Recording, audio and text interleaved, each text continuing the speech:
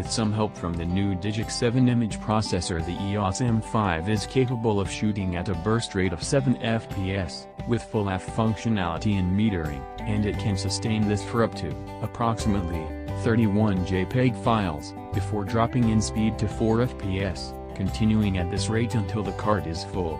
Should you want to shoot faster than this, 9 FPS is possible, but focusing and metering will be locked once the shutter has been fired. This rate can be sustained for 26 JPEGs.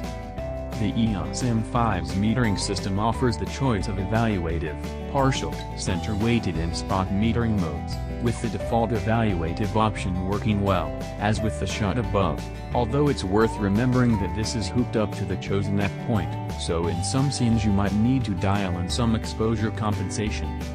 The EVF is very good, it has a decent 120 FPS refresh rate, and while the 0.62x magnification isn't the biggest out there, the view doesn't feel cramped when you raise your eye up to it, and it compares favorably with rivals like the Fujifilm X-T10 and Olympus OMG EM10 Mark II.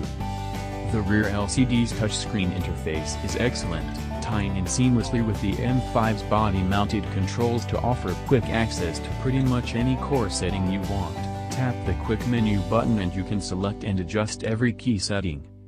Swiping to scroll through images is a breeze, while the pinch to zoom feature makes it easy to quickly assess image sharpness, and, as we've mentioned, tapping to adjust the f-point works a treat.